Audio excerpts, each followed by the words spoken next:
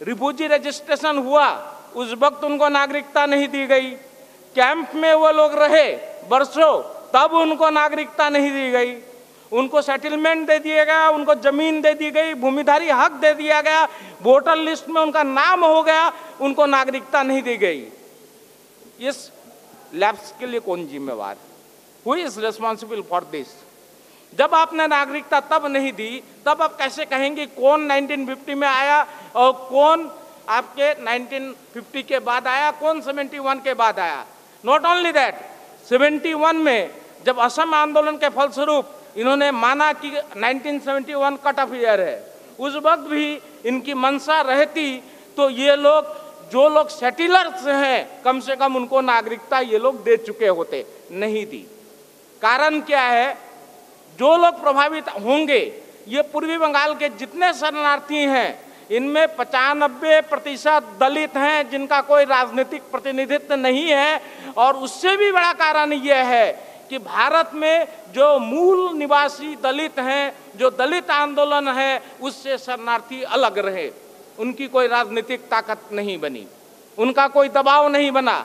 बंगाल में आडवाणी का कहना है कि पंजाब के लोगों ने डिमांड किया, पंजाब के जनप्रतिनिधियों ने डिमांड किया, लेकिन बंगाल में आपके 42 लोकसभा सदस्य हैं, राज्यसभा के सदस्य हैं, असम से आपके लोग चुने जाते हैं, त्रिपुरा से आपके लोग चुने जाते हैं, विभिन्न राज्यों से आपके लोग चुने जाते हैं, लेकिन आपके किसी भी जनप्रतिनिधि ने किसी भी स्टेज पर इन शरणार्थियों को न नागरिकता देने की मांग की, न इनको मातृभाषा में शिक्षा का अधिकार देने की मांग की, न इनको आरक्षण देने की इन्होंने मांग की। नॉट ओनली दैट, आज तक बंगाल का कोई भी नेता किसी भी शरणार्थी उपनिवेश में गया, जब चुनाव आता है तो प्रियरंजन दास मुंशी, ममता बनर्जी, तपन सिकदार जैसे 2-4 नेता चुनावी दौरे पर कभी कभार चले जाते हैं। एक बार भिलाई में ज्योति बसु आए थे, राम चटर्जी आए थे, उसका परिणाम आप जानते हैं, मरीज झांपी में ले जाया गया शरणार्थियों को और उन पर मुख्यमंत्री बनने के बाद ज्योति बसु की सरकार ने गोलियां चलाई। तो हमें अगर इस कानून का विरोध करना है तो हमें एकजुट होकर इसका विरोध करना पड़ेगा। और एकजुट होकर अगर विरोध करना पड़ेगा तो चूंकि हम लोग अलग थलग कर दिए गए हैं उनकी राजनीति के तहत, हमको देखना पड़ेगा कि हमारा साथ कौन देंगे। हमारा साथ निश्चित तौर पे ब्राह्मणवादी पार्टियां, ब्राह्मणवादी राजनीतिक दल, ब्राह्मणवादी मीडिया और जो यहाँ का सत्ता वर्ग हमारा साथ नहीं देगा, ये हमारा अनुभव है। आप देख चुके हैं केंद्रपाड़ा में जब लोगों को नोटिस दिया गया तो उनके साथ बंगाल के लोग खड़े नहीं हुए, उनका साथ दिया वहाँ के स्थानीय जनता ने, उड़िया भाषी जनता में। जब नैनीताल में लोगों को भगाने की कार्रवाई शुरू हुई, साथ दिया वहाँ के स्थानीय लोगों ने। और खासकर उत्तरांचल में जो अब इस वक्त शरणार्थी आंदोलन सबसे तेज और संगठित है, वो इसलिए संभव हुआ कि वो दलित आंदोलन के साथ जुड़े, दलितों के साथ जुड़े। और आज भी यह आपका अनुभव है, इस सम्मेलन का अनुभव है कि हम कहीं भी ऐसे सम्मेलन का आयोजन नहीं कर सके, कोई हमारा साथ नहीं आया। आज वाम सेप ने हमारी मदद की, जो दलितों का प्रतिनिधि संगठन है। तो इसलिए एक संयुक्त मोर्चा की जरूरत है, एक राजनीतिक फोरम की जरूरत है।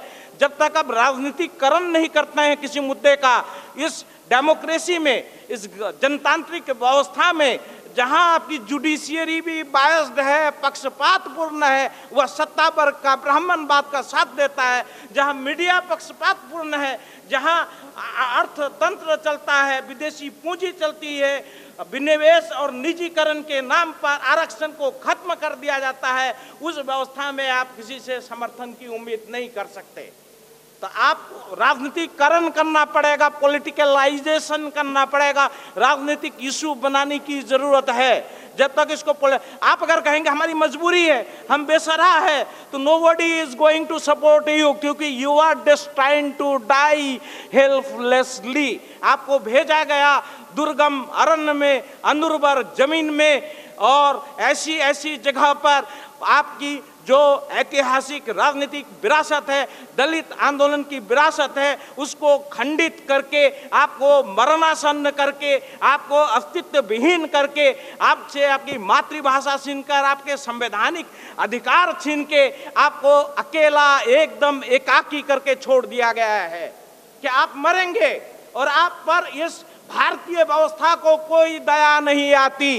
केंद्रपाड़ा के लोग विताड़ित हुए तो उनके प्रति सहानुभूति स्थानीय लोगों की थी, बाहर के लोगों की नहीं थी। उत्तरांचल में हुआ तो वहाँ के स्थानीय आपके पड़ोस के लोग आपके काम आए, आपके दलित भाई आपके काम आए, बाकी लोगों के आपके पास साथ कोई सहानुभूति नहीं थी। आपको अपना अधिकार अगर छीनना है तो एक राजनीतिक कायदे से, एक राजनीतिक तरीके से, एक राजनीतिक रणनीति से ये करना पड़ेगा। और नागपुर सम्मेलन एकमात्र हमारा विकल्प नहीं है। हमें हर राज्य में, हर शरणार्थी उपनिवेश में ऐसे सम्मेलन आयोजित करने की जरूरत है, वह जाने की जरूरत है, डायलॉग करने की जरूरत है। और इसके साथ मैं जो कहना चाहता हूँ कि इस देश में जो व्यवस्था है 3 भागों में बटी हुई है। एक है कार्यपालिका जो गवर्नमेंट ऑर्डर के साथ संसद को, जुडिशियरी को बाईपास करते हुए नियम बनाती है, जिसके तहत 1971 में शरणार्थियों का पंजीकरण बंद हुआ, पुनर्वास विभाग बंद हुआ। लेकिन जो शरणार्थी पहले आ चुके थे उनका पुनर्वास नहीं हुआ। तो गवर्नमेंट ऑर्डर से एक ऐसा हथियार है जिसको आप इमीडिएटली कोर्ट में चैलेंज नहीं कर सकते, चैलेंज कर भी सकते हैं तो लंबित हो जाता है। उसके बाद वो कॉन्स्टिट्यूशनल वैलिडिटी देते हैं, जैसे 1971 के गवर्नमेंट ऑर्डर को इस विधेयक से वो वैलिड बना रहे हैं, अपने अवैध कार्रवाई को वैध बना रहे हैं। दूसरा है लेजिस्लेचर, विधानसभा और संसद, जहां आपका कोई प्रतिनिधित्व नहीं है। सुनियोजित तरीके से, वैज्ञानिक तरीके से आपको जो सबसे लड़ाकू जातियां हैं, जिन्होंने भारतवर्ष का इतिहास बदल दिया, जिन्होंने डॉक्टर अंबेडकर जैसे व्यक्ति को भारत का संविधान का निर्माता बनाया, उस जाति को राजनीतिक अधिकार से वंचित कर दिया, तो उनका कोई उससे आप कोई उम्मीद नहीं कर सकते। थर्ड है जुडिशियरी। तो अब ये सवाल है, हम चाहते हैं ये काला कानून रद्द हो। काला कानून रद्द होने के लिए हमको कार्रवाई करनी होगी, हमको जन आंदोलन करना पड़ेगा। क्यों? हम दबाव डाल सकते हैं, हम लेजिस्लेशन को बदल नहीं सकते। लेजिस्लेशन बदलने के लिए मजबूर कर सकते हैं, उसके लिए हमको एक राजनीतिक ताकत हमको बनाना पड़ेगा। दूसरा है, जब तक ये बदले, एक लंबी प्रोसेस है, एक लंबी लड़ाई है, लंबी प्रक्रिया है, तब तक अगर जैसे केंद्रपाड़ा में इन्होंने लोगों को डिपोर्ट करने का आदेश दे दिया, कल नैनीताल में, छत्तीसगढ़ में, बंगाल में, और जैसे दिल्ली में हाईकोर्ट का ऑर्डर हो गया, उनको डिपोर्ट करने का आदेश होगा, तो उनको हम कैसे रोकेंगे? हम अपनी आत्मरक्षा कैसे करेंगे? तो हमको जुडिशियल का रास्ता अपनाना पड़ेगा, हमको कानूनी लड़ाई लड़नी पड़ेगी।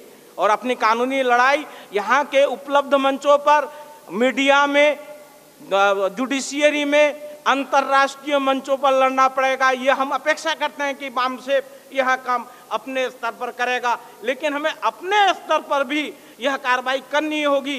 रिट पिटीशन दाखिल करना पड़ेगा, मीडिया में इंटेलेक्चुअल एक मूवमेंट करना पड़ेगा, डायलॉग करना पड़ेगा तमाम साथ के समझने वाले। और सबसे बड़ी बात और एकमात्र बात जो हमारे अध्यक्ष जी जो कल बोल चुके हैं कि त्रासदी यह नहीं है कि नागरिकता कानून पास हुआ है, त्रासदी यह है कि आज हमारा कोई राष्ट्रीय आंदोलन नहीं है। उस राष्ट्रीय आंदोलन का पुनर्जीवन करना पड़ेगा और जो महाराष्ट्र और बंगाल की साझा विरासत है उसको अपना आधार बनाकर सारे भारतवर्ष में एक भूचाल लाना पड़ेगा, जिस भूचाल से ये लोग मजबूर हो इस काले कानून को वापस लेने के लिए। धन्यवाद।